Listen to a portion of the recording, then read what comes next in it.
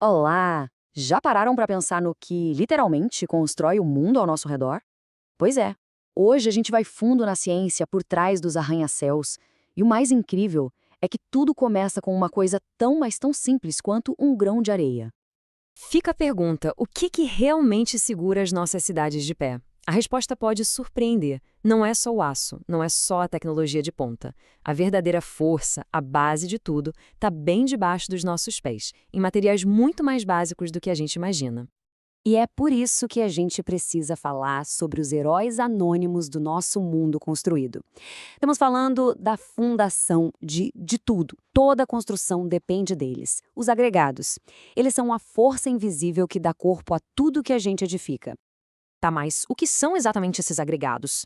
Bom, de forma bem direta, são materiais como areia, cascalho, pedra britada. Pensa neles como se fossem o esqueleto da mistura. Quando a gente junta esses materiais com um aglutinante, tipo cimento, eles formam o concreto ou a argamassa que conhecemos. E aqui vem a genialidade da coisa. Eles têm uma função dupla. Primeiro, eles dão a resistência, o corpo, a estrutura. E segundo, como eles são muito mais baratos e abundantes que o cimento, por exemplo, eles barateiam a construção e muito. É pura eficiência. Agora, vamos dar um zoom nesses materiais, porque olha, nem todo agregado é igual. E tudo começa com o mais famoso e talvez o mais fundamental de todos. E aqui está um detalhe que faz toda a diferença. Para o engenheiro, não existe só areia. A areia é classificada com uma precisão, olha, milimétrica.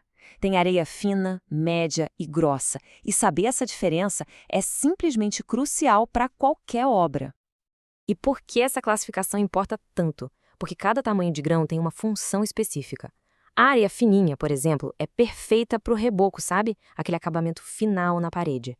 Já a média é a ideal para assentar tijolos e fazer o emboço, que é a primeira camada. E a areia grossa, por ser mais resistente, vai na mistura do concreto e nas fundações. Agora, passando para os agregados maiores, a gente tem uma distinção bem importante. De um lado, a brita, que é artificial. Ela vem da quebra de rochas gigantes e por isso tem um formato mais pontiagudo, angular. Do outro lado, tem o pedregulho, que é natural. Ele se forma com o tempo pela desagregação das rochas e por isso as pedras são mais arredondadas. E assim como a areia, a brita também é toda separadinha por tamanho. A gente tem desde o pó de brita, que é a brita 0, até a brita 3. Cada um desses tamanhos é escolhido a dedo, dependendo da resistência que o concreto precisa ter. Nada é por acaso. Certo, então a gente já tem o esqueleto da nossa construção, areia e pedra. Mas, como é que a gente junta tudo isso? O que transforma um monte de pedrinhas soltas numa parede sólida e resistente? A resposta está na cola da construção. E essa cola é a argamassa. A receita, olha, é até simples. São 3 ingredientes principais. Primeiro, o aglomerante, que é o que liga tudo, tipo cimento ou cal. Segundo, o agregado, que a gente já conhece bem, a areia. E por último, a água, que é o gatilho que começa toda a mágica. E essa mágica tem um nome técnico, é a pega. É basicamente o processo químico em que a pasta de cimento reage com a água e começa a endurecer. É o momento exato em que a mistura, que era líquida, começa a virar uma rocha artificial, ganhando resistência com o passar das horas e dias. Mas como garantir que a argamassa vai ter a força certa, a textura certa, para cada tipo de uso? Ah, aí é que entra a receita perfeita. É um conceito que na engenharia se chama traço.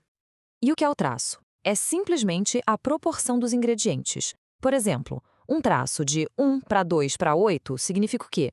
Uma parte de cimento, 2 partes de cal e 8 partes de areia. É essa receita, essa proporção, que vai definir absolutamente tudo sobre a argamassa. E o legal é que, ajustando essa receita, a gente cria argamassas com personalidades diferentes. Uma argamassa gorda, por exemplo, tem menos areia, então ela é super forte, mas é muito mais difícil de trabalhar, de espalhar. Já a magra, com bem mais areia, é mais fraca, mas é muito mais fácil de aplicar. É sempre um jogo de equilíbrio entre força e trabalhabilidade. Ok, agora vamos juntar todas as peças do quebra-cabeça, vamos ver como esses conceitos todos se unem para levantar as estruturas que a gente vê no dia a dia, desde um único tijolo até um prédio inteiro. Basicamente, a argamassa tem 3 grandes missões. A primeira é juntar as coisas. Ela é a cola que une os tijolos. A segunda é revestir, criando aquela camada lisa e protetora nas paredes, o famoso reboco. E a terceira é impermeabilizar, formando uma barreira essencial contra a umidade. E tudo isso leva a gente para uma verdade fundamental na construção. Aquela frase, o material certo para o trabalho certo, não é só um ditado popular.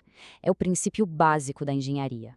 Cada escolha, desde o tamanho do grão de areia até o traço da argamassa, é uma decisão pensada, calculada e que afeta a segurança da estrutura inteira. Então, da próxima vez que alguém olhar para uma parede, o que vai enxergar? Só uma superfície com tinta? Ou vai conseguir ver a ciência por trás dela? A dança perfeita entre o tipo de areia, a pedra, o cimento e a receita exata que une tudo isso, transformando materiais tão simples em estruturas que podem durar por gerações.